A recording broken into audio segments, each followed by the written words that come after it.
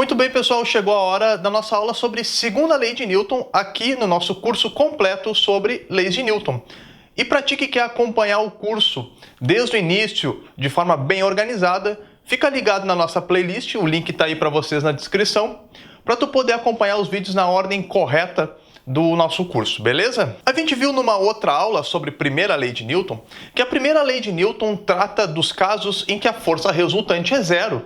E aí o que vai acontecer? O corpo ou vai estar em repouso ou vai estar em MRU. Em ambos os casos, a aceleração é igual a zero. Então isso é a primeira lei de Newton. Aqui na nossa segunda lei de Newton, a gente vai tratar dos casos em que a força resultante é diferente de zero.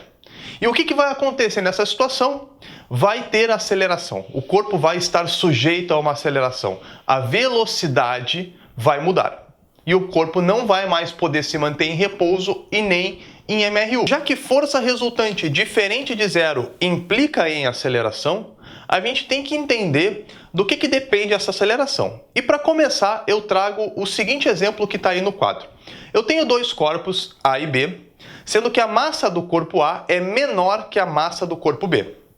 E eu vou aplicar nos dois corpos a mesma força resultante. Eu vou aplicar uma força resultante de mesma intensidade nos dois corpos. Aí eu pergunto para ti, qual corpo vai sofrer maior aceleração? Vamos pensar o seguinte, ó. Eu tenho duas pessoas de massas diferentes, tá? Uma bem magrinha, uma pessoa bem magrinha e uma pessoa mais gorda. E eu vou aplicar nas duas pessoas a mesma força, vou dar o mesmo empurrão nas duas pessoas. Qual é a pessoa que vai adquirir mais aceleração? Com certeza é a pessoa mais magra, a pessoa de menor massa. Então eu posso ver que a relação entre aceleração e massa é inversamente proporcional. Quando eu aplico uma mesma força, o corpo de maior massa adquire menor aceleração. E o corpo de menor massa adquire maior aceleração para uma mesma força. E a gente pode ver pelo exemplo que quanto mais massa o corpo tem, mais resistência ele oferece à mudança de velocidade. Por exemplo, o que é mais difícil colocar em movimento? Um caminhão ou uma moto? Essa resistência à mudança de velocidade, ela tem um nome. É uma propriedade que o corpo tem chamada de inércia, que a gente viu lá na primeira lei de Newton. O que é a inércia? É a tendência que o corpo tem a manter a sua velocidade, manter-se em repouso ou manter-se em MRU.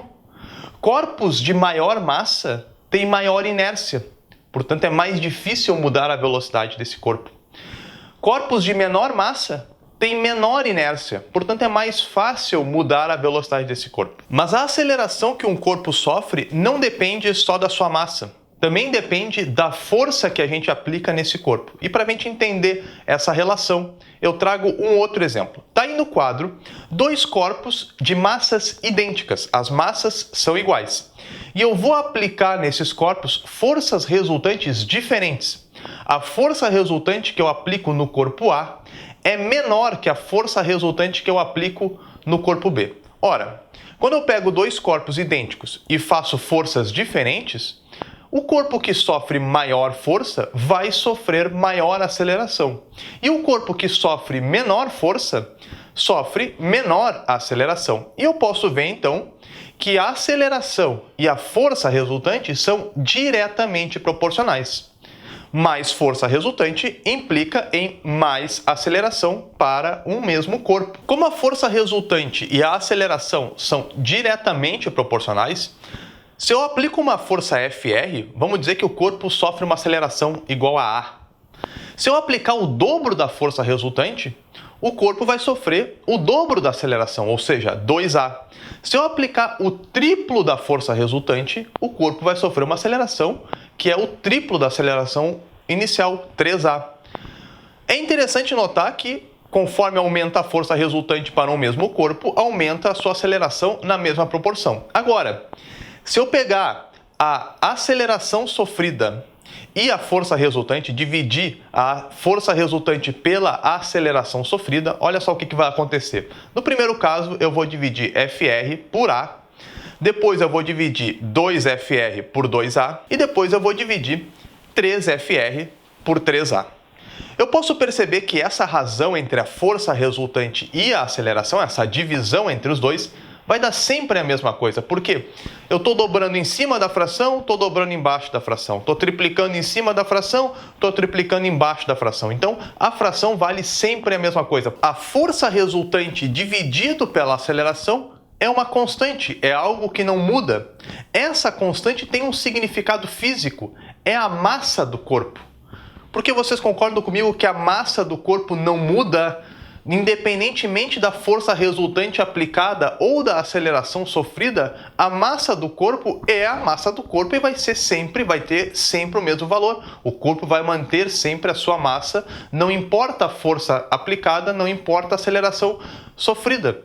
Portanto, força resultante dividido por aceleração é a massa do corpo. Agora, se eu pegar essa equação que está aí no quadro e rearranjar os termos dela, eu vou isolar a força resultante, vou passar a aceleração por outro lado, multiplicando a massa, e eu vou ter Fr igual a m vezes a, ou seja, força resultante é igual a massa vezes a aceleração. Essa expressão, essa equação, é a equação da segunda lei de Newton. É a segunda lei de Newton, também chamado de princípio fundamental da dinâmica. Força resultante é igual a massa vezes a aceleração. A força resultante aplicada é igual ao produto da massa pela aceleração sofrida pelo corpo. E agora, analisando a expressão da segunda lei de Newton, Fr igual a m vezes a gente pode tirar algumas conclusões importantes para a nossa discussão. Primeiro, a gente já viu que a força resultante e a aceleração têm módulos diretamente proporcional. E não só isso, a força resultante e a aceleração sempre têm mesma direção e sentido.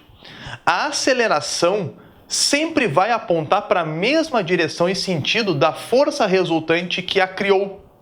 Isso não há exceção para essa regra. A força resultante e a aceleração são dois vetores que sempre possuem mesma direção e sentido. Agora, a força resultante e a aceleração, elas não têm nenhuma obrigação de ter mesma direção e sentido da velocidade. Elas estão fechadas uma com a outra, força resultante e aceleração. Essa sim, sempre mesma direção e sentido. Agora, com a velocidade, não tem necessidade, não tem obrigação de apontar junto com a velocidade. Aí vamos pegar um exemplo de um carro que anda com uma velocidade horizontal para a direita e, de repente, o motorista pisa no freio. Nesse momento, surge uma força resultante horizontal para a esquerda, contrária à velocidade inicial do carro. Se a força resultante é horizontal para a esquerda, a aceleração também vai ser horizontal para a esquerda. Portanto, a força resultante e a aceleração, ambos são contrários à velocidade. Qual é a consequência que isso tem para o corpo? O movimento é retardado, a velocidade vai diminuir. Se em vez de pisar no freio, o motorista pisasse mais fundo no acelerador, surgiria uma força resultante horizontal para a direita a favor da velocidade, a favor do movimento. A aceleração também estaria a favor da velocidade inicial, a favor do movimento, e a consequência que isso teria para o veículo é que a sua velocidade iria aumentar, o seu movimento seria acelerado. E é da expressão da fórmula da segunda lei de Newton que eu também consigo chegar na unidade de força oficial do Sistema Internacional de Unidades. Olha só, Fr igual a massa vezes aceleração. No Sistema Internacional, massa se mede em quilogramas e a aceleração se mede em metros por segundo ao quadrado. Então eu estou multiplicando quilograma vezes metro por segundo ao quadrado. Essa é a unidade oficial de força do Sistema Internacional, quilograma vezes metro por segundo ao quadrado, que recebe esse produto, recebe o nome de Newton, em homenagem ao cara que enunciou as 3 leis de Newton. Adivinha quem? Newton, né? É óbvio. Então, unidade de força do Sistema Internacional é o Newton. O que tem lá dentro do Newton? Quilograma vezes metro por segundo ao quadrado. E fechamos por aqui a nossa aula sobre segunda lei de Newton, do nosso curso sobre leis de Newton, completinho aí para ti na playlist. Não te esquece de te inscrever no canal se tu quiser acompanhar as nossas atualizações.